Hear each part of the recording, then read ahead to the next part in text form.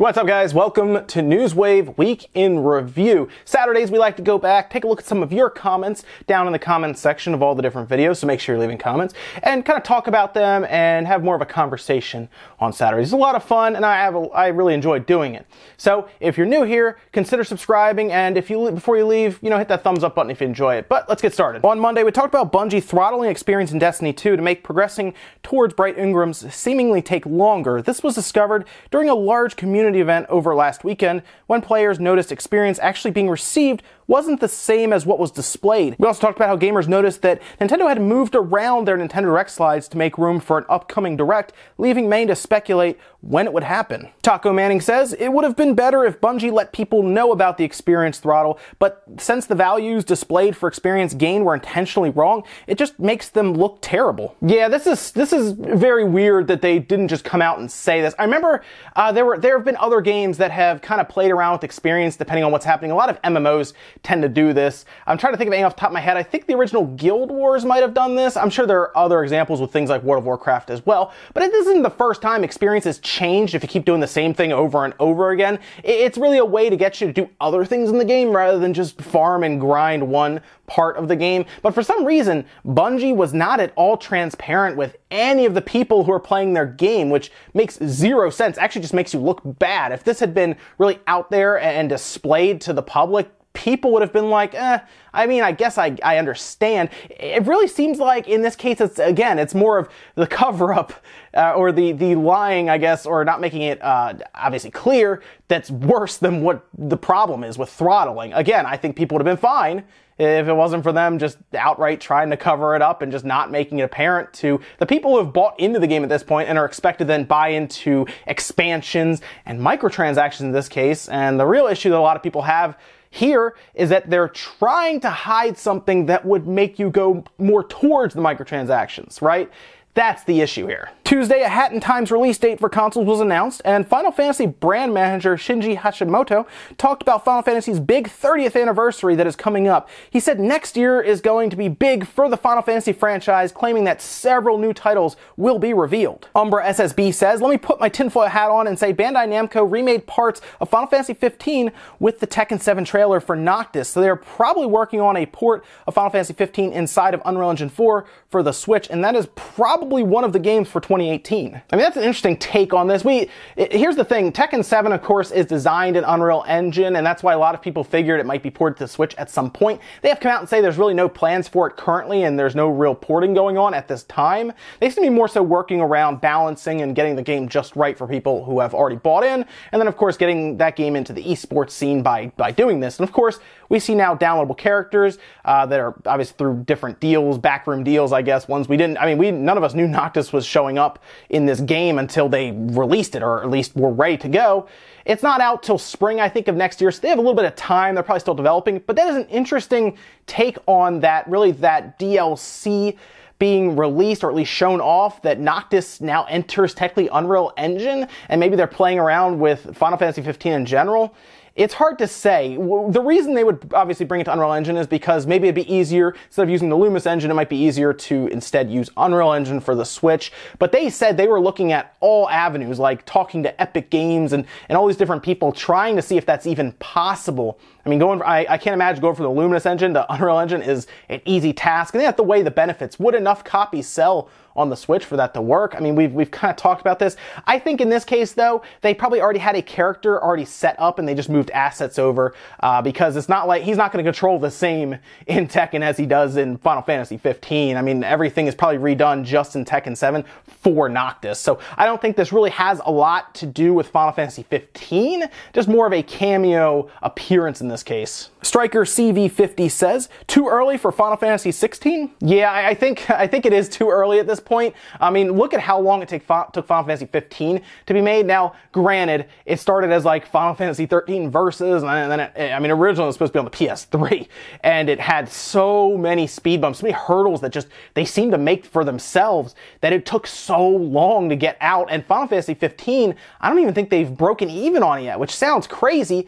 I just don't think they have. I think it still has a ways to go, and after seeing their last stream for the 1 year anniversary, it sounds like they're going to be working on this thing for a while. So, I mean, I think they talked about more DLC showing up for Final Fantasy 15. I think they want to build around the game, one, because how much money it costs. I mean, that's pretty straightforward. And two, I think they feel like they have something here because they finally developed something with the Luminous engine, and they kind of want to build out from that and maybe make the world even larger, you know, make the lore even deeper, and it seems better. I mean, that's almost like their games as a service by continuously building off of that. Remember how much they built off of Final Fantasy VII with all the spin-offs? I feel like they kind of want to do something with that with Final Fantasy 15, except the spin-offs are more so in line with DLC in this case. On Wednesday, Yooka-Laylee finally received a release date for the Switch. Yooka-Laylee will officially land on the Switch eShop December 14th and will be the best optimized version according to developers. We also took a look at EA's stock, which has done nothing but fall after the Battlefront 2 debacle, losing EA $3 billion in the process. Kantan Japan says, Yooka-Laylee finally purposely held off to wait for the Switch version. I've got to say though, I'm slightly apprehensive as to how much my enjoyment of this game will be affected by the fact that I've already played Odyssey to death. I was supposed to experience these games in the reverse order. This is something I brought up as well, and I wanted to see how many people were actually excited for Yooka-Laylee on the Switch. Now, I have had time to talk to people since then, and I'm actually surprised to see how many people just held off on it. Now, I will say, the game's mediocre review scores probably helped with that. A lot of people gave it like 6 out of 10, 7 out of 10. It was pretty much middle of the road. It wasn't, according to a lot of people, anything fancy. And I feel like because of lukewarm reception, people probably did say, I have other things I can play right now. You know what? I'll just wait for it to become portable on the Switch and I'll check it out then. And it seems like some of the problems that reviewers had, things like the camera, may actually be sorted out in the Switch version. So I'm glad to hear that they're not showing up to the Switch with what would have been the exact same version that got those bad review scores. And instead, it sounds like they actually spent time. I mean, they even worked with Nintendo and directly with Unity to make this thing work on the Switch. And if they show up with a better version, and I mean, it might review better, which is kind of weird to think, but yeah, it might review better. They might feel like they get more value. And honestly, it may play better as a portable game at this point with the visual style kind of falling more in line with what Nintendo puts out. You know, you see things like Breath of the Wild would be considered, you know, cel-shaded visuals. Mario Odyssey has that same kind of cartoony look. So I think the Switch crowd will actually respond better now that I've had a chance to talk to people. But Mario Odyssey being out there, Mario Odyssey is the thing that people are going to buy first. They're not going to buy Yooka-Laylee first. So if Yooka-Laylee had shown up 2 months ago, 3 months ago, right? You know, before Odyssey came out, maybe a month before then, like the end of September, I think it would have sold much better. I think it will have some issue just because it's overshadowed by Mario Odyssey. Thursday, we went over the Media Create sales charts in Japan. These charts showed a massive sales spike for the Nintendo Switch, topping over 145,000 units sold last week. With this pace for the Switch, it could come very close to 3 million units by the end of December. We also talked about the possibility of loot boxes being included in Red Dead Redemption 2 after the Take-Two president weighed in on them in a positive light. RPG Gaming says, nope, no loot boxes in AAA games at all, not even cosmetics. If I want to gamble, I go to the casino or play lottery, but I hate gambling. Every kind of gambling on loot boxes are nothing else than gambling. I don't mind cosmetic microtransactions for multiplayer games only, but without loot boxes. But keep them away from our single player games. What happened to those times where you can unlock everything in a game through actually playing the game? Remember when you felt real sense of pride and accomplishment when you defeated a difficult enemy, solved a hard puzzle, or unlocked a very rare item by just playing the game? I think these are the sentiments that a lot of people who are maybe older gamers, right? Maybe they feel, and I'm talking like, not even like super old, I guess, people who even played the PS2 and remember that time, the PS2 and the original Xbox as like their system growing up. I mean, back then you had cheat codes, something we don't see anymore, right? Because now you're always scanning the internet, so I feel like developers don't feel the need to do that when they can hide them behind loot boxes. But here's the thing. We're getting used to loot boxes now. They're sneaking them in so much, they're beating us over the head with them so much that the youth growing up now is going to more so look at loot boxes as nostalgia if they continue, which is why I think a lot of people want them gone now. They don't want them in single player games. I made a good point on Twitter today, actually. There is a part in Xenoblade 2 where you basically roll for your different blades that you essentially summon. It's like an RNG system, but they didn't add anything to do with buying these blades with your credit card. They could have easily sold these different cores that you get and that you then awaken blades with and you bond them to different people in your party. They could have easily done that. They could have said, hey, it's $5 per core, you know, and then you don't have to go out and play the game. So it's interesting that we're to this point where loot boxes are showing up in every single game. UFC 3 just had its beta. They're all over the place. They are worse in UFC 3 than any game EA has done so far. And it's not looking like it's going to slow down. There was a game I played a long time ago, and some of you guys remember this, on the PS2, called Mortal Kombat Deadly Alliance. And one of the reasons I remember this game is because there was so much to unlock in the crypt. If you go back and look at that, that was one of the first instances I remember of the crypt being in a Mortal Kombat game. And you get basically gold pieces, and you go through, and there's hundreds of these things, and you just kind of go by, you know, A12, you know, A across, 12 down or something, and you unlock these things. You get concept art, you get characters, you get stages.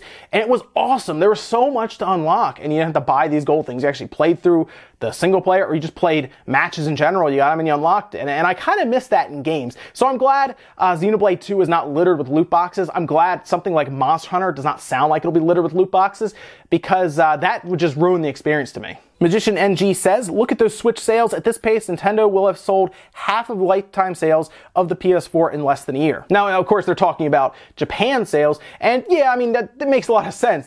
Here's the thing, Nintendo uses their systems and targets Japan first, and then they target the rest of the world. So it makes a ton of sense that it will probably, at this point, sell well past PS4's halfway mark in lifetime sales in Japan. When it gets to 3 million, it's already past that. And honestly, in its first year, it might get to 75% of the PS4's lifetime sales in Japan. No problem. So yeah, in its first 2 years, it will easily pass what PS4 has done there in 4. And it's kind of funny to see. But again, keep in mind, guys, this is a portable system that has the power to play console-level games. It's going to get Pokemon. We already see this. It has Zelda. It has Mario. These are all games that they love in Japan. And then when they start pulling more of these Japanese developers in, I mean, it would be weird if they didn't pass the PS4 in its first 2 years at this point. So yes, Nintendo targeted Japan first, and it's showing. Finally, on Friday, we took a look at the reception for Xenoblade Chronicles 2, showing solid review scores, putting it in the mid-80s on Metacritic, with many reviewers saying it is a lengthy and enjoyable JRPG. Capcom sent out invitations and has begun hyping up a stream that will take place Monday, 2 p.m. Eastern Time, for a Mega Man 30th anniversary event. Juan Santana says the Mega Man stream will be about the new cartoon show. I really hope that's not what it's all about at this point, because here we are now, guys, with Sony, Microsoft, and Nintendo all playing a part in that announcement. Nintendo and Microsoft have retweeted it, and Sony has even gone as far as to post a picture of their invitation to the stream. They sent out those invitations to everybody, and it's kind of cool. It's like a birthday card being sent out as an invitation to a birthday party. And they sent it out to Sony. They put it on their Twitter, so it seems like all three of these companies might have some part to play in the stream, which hopefully means they are there for video games first, not a cartoon. I'm not saying don't show a cartoon. That would be, you know, I'm sure people would like that. There are people that would enjoy having another Mega Man cartoon. Believe it or not, I actually watched it a long time ago when I was younger, when I think I was in 4th or 5th grade when it was out and on TV. I'm not saying it was a great cartoon, but still, like, I remember the episode where Mega Man X came back with Vile and Spark Mandrill, and that was my favorite episode because X was in it. I like Mega Man X. So I hope that's not the case here. I hope it bring us Mega Man X9, do it super stylized 2D, right? Kind of price it around Sonic Mania, and you'll have a hit like that, and then you can build off of it. My problem is, I think they want Mega Man to be a AAA game, and he's really not, because we all remember him as a 2D type game, 2D platforming shooter, and I feel like you would have to make that a very large game to be considered a $6 price tag. But why not put out a $20 to $40 game that is really well done, super fleshed out, and just another X game? That's really what I want. Mr. Brockarock says, come on, Spawn Wave, that EA has an even more reasonable explanation. They went through and started developing a customization thing and then failed to get approval from Disney. Why is it that people pile on EA yet give Bungie a pass when they literally lie to their players about XP? Why does EA get no benefit of the doubt where Bungie gets all of it? So here's the thing about EA. First of all, I will say this. Bungie did not not get any benefit of the doubt. They got attacked big time for the XP. So go look at their forums. They were demolished for lying to their fans about the XP they were getting. Absolutely. There was no free pass there. But the thing about EA is their track record has not been good. I actually mentioned that Disney, I believe, has to approve any of these cosmetics for the most part because they want to keep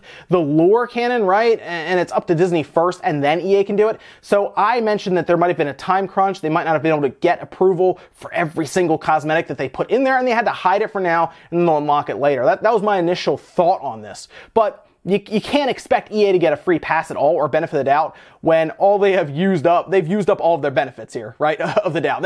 There's nothing left for them. At this point, every mistake they make, they're going to get piled on. That's the way it is. They took a franchise like Star Wars and somehow they have managed to make it a terribly selling game, release it without the loot boxes, at least to the point that they're in there now, and they would have sold 15, 16 million by the end of March, no questions asked. But they had to get more money when I think they would have been fine selling 16 million copies by the end of March. That would have been a nice, pretty penny, and if it was just cosmetic stuff, then I think it would have been fine. It's just they needed to force those microtransactions into gameplay progression first and turn off 90% of their audience. I'm sure there's 10% of people who didn't really care, 15, maybe even 20, but it's pretty clear the vast majority, they cared a lot. Ladies and gentlemen, that is it for Newswave Week in Review. Thank you so much for joining me. Make sure you check us out tonight, guys. We're going to do Spawncast 9 p.m. Eastern Time. We're going to have a lot of fun. I'm ready to talk about Xenoblade because I've been having a good time. I want to talk about some of the pros, some of the cons about it as I work through the game, hopefully towards an inevitable review. It is a long game, so it might be towards the end of the week that I have it done and to the point where I can even start writing a review. But I can tell you this ahead of time, I am having fun. Thanks guys for joining me, and I'll see you later on tonight for Spawncast.